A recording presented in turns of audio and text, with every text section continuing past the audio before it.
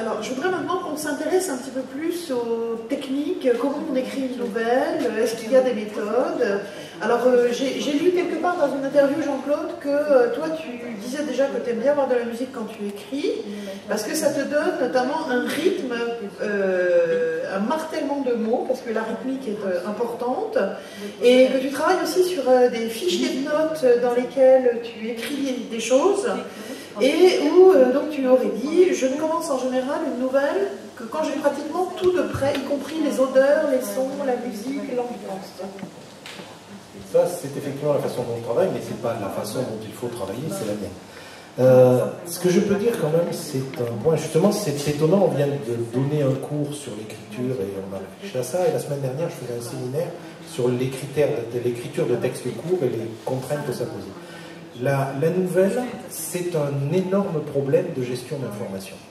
C'est un énorme problème de gestion d'information parce qu'on fait une nouvelle dans un univers différent, avec plein de choses qu'il faut dire au lecteur.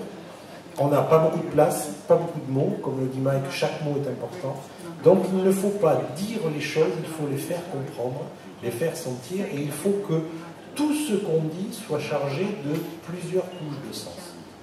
C'est-à-dire que la même phrase vous donne une information, elle en induit une autre, elle rajoute avec du rythme quelque chose que vous percevez sans être nécessairement capable de le formuler, et elle s'articule d'une façon qui va vous faire vous poser des questions qui rajoutent encore de l'information. C'est polir et repolir le diamant jusqu'à ce que toutes les facettes brillent. Voilà. Et Gilles Dumay, qui est éditeur, a dit un jour une phrase qui m'a beaucoup frappé, parce que je pense qu'il a raison. Il a dit « Je n'ai jamais vu un roman parfait, mais j'ai lu des nouvelles parfaites ». Et la nouvelle, quand on est écrivain, c'est la possibilité de tendre vers la perfection. On n'y arrive jamais, hein. Enfin, moi personnellement non, mais on se dit que c'est possible. Et c'est ça qui, d'une certaine façon, entraîne cette espèce de motivation et de fascination. En plus, une nouvelle, on peut tourner autour de tous les côtés et on peut s'arranger qu'elle soit comme un œuf, qu'elle ne contienne que ce qu'elle doit contenir en étant parfaitement condensée et prête à exploser. Un œuf vibrant sur le point de la coucher d'un aigle. Ça, c'est une belle nouvelle. Alors,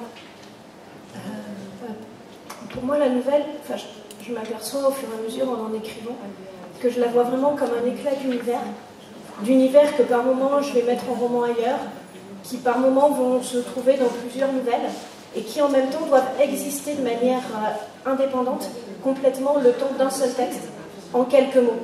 Et le côté gestion d'information dont parlait Jean-Claude Dugnac, c'est l'un des grands plaisirs, je trouve, à écrire de la nouvelle. C'est comment jouer avec le lecteur pour lui dévoiler le monde, lui dévoiler les personnages petit à petit, en dévoiler juste assez mais pas trop, laisser la place à l'imagination. Enfin vraiment voilà, ce jeu-là devient dans mon monde et peu à peu tu vas le découvrir comme si tu avançais un peu dans un palais des glaces, dans une fête foraine ou ce genre de choses. Et la nouvelle, ça a aussi un côté vraiment laboratoire d'expérimentation. On peut tester de nouveaux genres, tester de nouveaux mondes. Par exemple, dans l'anthologie de l'année dernière des Imaginables, dirigée par Jean-Claude Dugnac ici, il nous avait poussé vers de la nouvelle plutôt légère, qui était quelque chose que je ne faisais pas avant, et c'est là que j'ai fait ma première nouvelle de fantasy presque comique. Là, je viens d'écrire la deuxième, donc, qui n'est pas du tout dans le même univers, mais encore une fois de la fantasy comique, donc maintenant je m'y mets, et c'est grâce à cette anthologie, vraiment. Voilà, ça dépend si on les trouve bien ou pas après. Et vraiment... Mais c'est vrai que les anthologistes aussi nous poussent parfois dans des directions où on ne s'imaginait pas aller, et on découvre des choses sur nous-mêmes, et on les découvre en faisant une forme courte, donc quelque part on ne se dit pas je vais passer 2 ans, je vais faire un investissement de 2 ans. Par moment aussi, la nouvelle, pour moi en tout cas quand j'écris, tout à coup j'ai une idée, et elle est là, elle a déjà envie d'être écrite tout de suite, celle qui est dans Légende abyssale, donc Une robe couleur d'océan. C'était dans le train de retour de Charente, parce que je bosse pas mal entre la Charente et Paris en ce moment. Et tout à coup, j'ai une idée comme ça qui m'est tombée dans la tête, je l'ai écrite dans le train, je l'ai terminée chez moi en arrivant, je me suis pas endormie avant de l'avoir écrit, parce que je venais du bord de l'océan et j'avais cet océan-là dans la tête. Et puis cet océan-là, il continuait à vivre pendant, donc je prenais le bus qui m'amenait jusqu'au train, une fois que j'arrivais au train, ça y est, la nouvelle, elle était là, elle ne demandait plus qu'à être écrite. Et puis corriger, et puis recorriger, puis re-recorriger, enfin, voilà la vie. Moi, quelque part, je triche. Parce que la gestion de l'information, c'est mon métier. J'ai une formation de journaliste, j'ai une formation à la concision, j'ai une formation au cours. Et en fait, c'est plutôt le roman qui est compliqué pour moi. Jean-Claude m'a déjà dit plusieurs fois que je mettais dans une nouvelle le matériel que certains mettraient dans un roman. Parce que j'ai cette formation on gère l'information, on fait le plus court possible, on ramasse les choses. Et ce que j'aime faire à ce moment-là, c'est jouer sur les formes.